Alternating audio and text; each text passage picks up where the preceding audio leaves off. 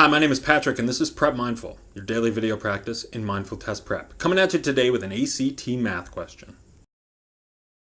This was question 50 from the math section of ACT 72E. Pause the video. No, seriously, why don't you pause the video, take a crack at it yourself, and then when you're done, you can unpause the video and watch the explanation.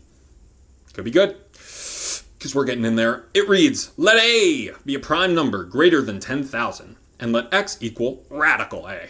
Which of the following expressions represents a rational number? Well, helpful reminder, a rational number is one that can be expressed as a ratio of two integers. For instance, 2 over 1, or 4 over 2, or even 3 over 8. Oftentimes on questions like this, you'll hear me say something like, ugh, there's a lot of letters here. I'm just going to pick a number. However, this question is a pretty tough candidate for that. I don't off the top of my head know a prime number greater than 10,000. If you do, congrats. Seriously, that's like, I don't know, I think that's kind of cool. Instead, we can use what we know about prime numbers and rational numbers to get to the answer. So A is a prime number, which means that its square root is not going to be an integer. It's going to be some hideous never-ending decimal. Okay, well, would a hideous never-ending decimal become a rational number if you cut it in half?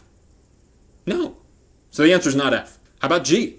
Would a hideous never-ending decimal become a pretty number if you took its square root? No. So the answer is not G. Let's look at H. Would a hideous, never-ending decimal become a pretty integer if you were to double it? Again, no. All right. Sure hope the answer comes soon. We're running out of options. And then we have J. Would a hideous, never-ending decimal become an integer if you squared it? Maybe. I'm not sure. But let's take a look back at the equation they gave us. They said x equals radical A. Well, if you were to square both sides, you would see that x squared equals A. And A was a prime number, which is totally rational. So the answer's got to be J. Sweet! If you enjoyed this video and found it helpful, why not subscribe to our channel? And if you have any questions about this or any other problem, feel free to hit me up in the comments below, or you can email me at prepmindful@gmail.com. In the meantime, my name is Patrick, and this has been Prep Mindful.